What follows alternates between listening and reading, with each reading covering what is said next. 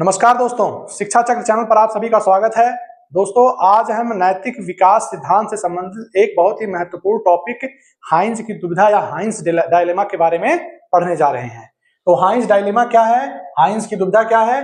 हाइंज की दुविधा Lawrence Kohlberg के द्वारा प्रस्तुत की गई एक काल्पनिक नैतिक समस्या है, जिसका उपयोग उन्होंने लोगों के नैतिक तर्क के चरणों को मापने के लिए किया। यह दुविधा कोहलबर्ग के नैतिक विकास सिद्धांत का एक उदाहरण है। तो देखते हैं हाइंज की दुविधा की कहानी क्या है। हाइंज एक काल्पनिक पात्र है जिसके बारे में उन्होंने कोहलबर्ग ने एक कहानी लिखी थी। वो कहानी क्या है, देखते हैं हाइंज की दुविधा की कहानी।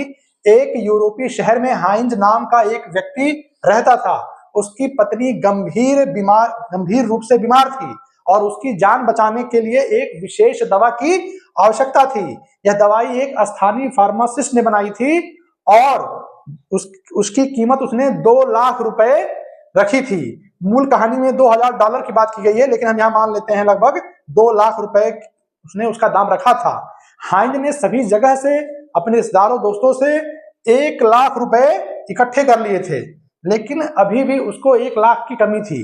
तो उसने फार्मासिस्ट से विनती की कि वह दवाई सस्ते में दे दे या उसको अभी 1 लाख रुपए में दवाई दे दे, बाकी के पैसे वह बाद में दे देगा। लेकिन फार्मासिस्ट नहीं माना।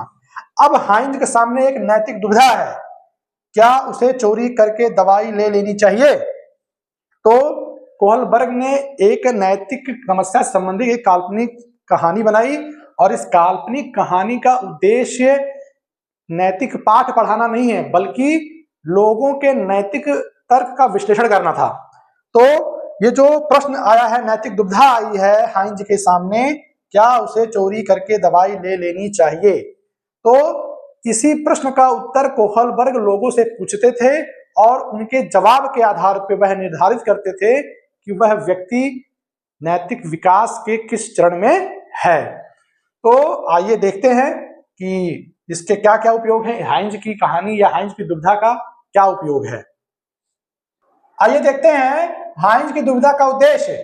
कोहलबर्ग की हाइंज की दुविधा, हाइंज डायलेमा, एक खुला अंत वाली कहानी है जिसमें यह जानबूझकर अनिर्णित छोड़ा गया है कि हाइंज ने आखिरकार चोरी की या नहीं।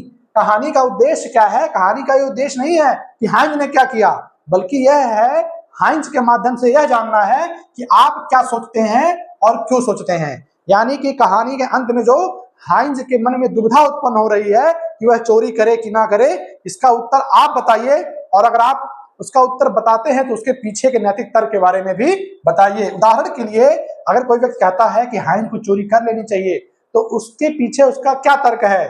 तो उसके पीछे एग्जाम्पल के लिए हम दे रहे हैं आपको कि इसके पीछे 2 तर्क हो सकते हैं। पहला, पत्नी की मौत के डर के कारण व्यक्ति कह सकता है कि पत्नी मर जाएगी उसकी, इसलिए उसको हाइंज को चोरी कर लेनी चाहिए।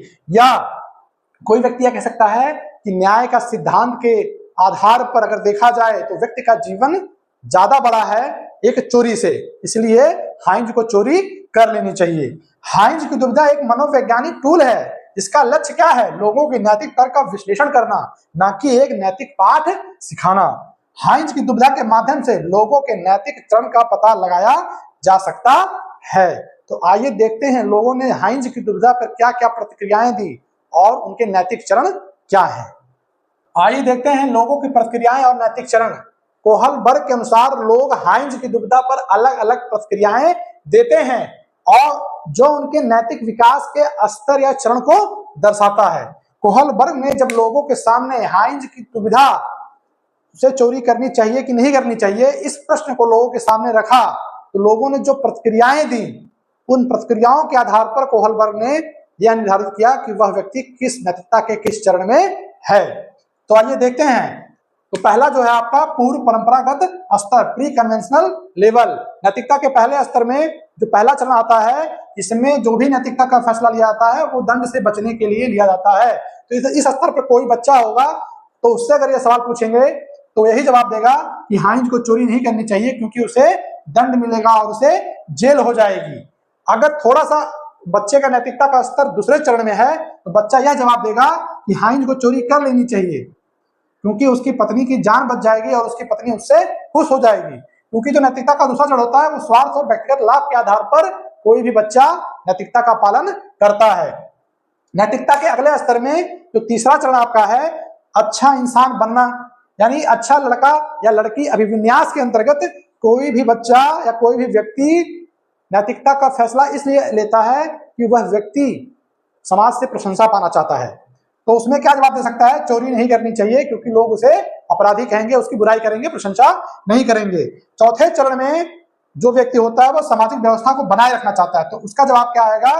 चोरी करने से कानून का उल्लंघन होगा और समाज में अव्यवस्था फैलेगी, इसलिए हाइंज को चोरी नहीं करनी चाहिए। और जो आपका उत्तर परंपरागत स्तर है, पोस्ट कन्वेंशनल लेवल है, उसके अंतर्गत चरण 5 में, जिसमें नैतिकता सामाजिक अनुबंध के आधार पर किया जाता है, उसमें कोई जो व्यक्ति होगा वो क्या जवाब देगा? हाइंज को चोरी करनी चाहिए, लेकिन बाद में सजा भुगतने के लिए भी तैयार रहना चाहिए। इस स्तर पे, इस चरण पे जो व्यक्ति होगा वो ये कहेगा कि ऐसा कानून गलत है जो जान बचाने से रोकता है। यानी कि यहाँ पर व्यक्ति चोरी करने को सही मानता है, लेकिन चोरी करने के कारण जो सजा का प्रावधान है उसको भी भुगतने के लिए कहता है।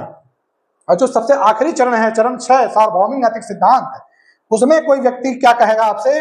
वो ये कहेगा कि जो हाइंज की दुविधा है उसके अंतर्गत जो चोरी करने की बात कही गई है, किसी व्यक्ति के जीवन से बढ़कर किसी की संपत्ति नहीं हो सकती, यानी जीवन का अधिकार संपत्ति के अधिकार से ऊपर है। हाइंज को चोरी कर लेनी चाहिए, भले ही कानून के खिलाफ ही क्यों ना हो।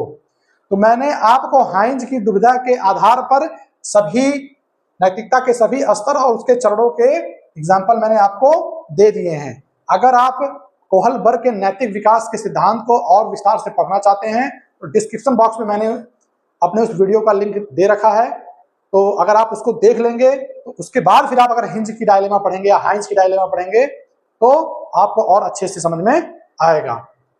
वीडियो देखने के लिए आपका बहुत बहुत धन्यवाद।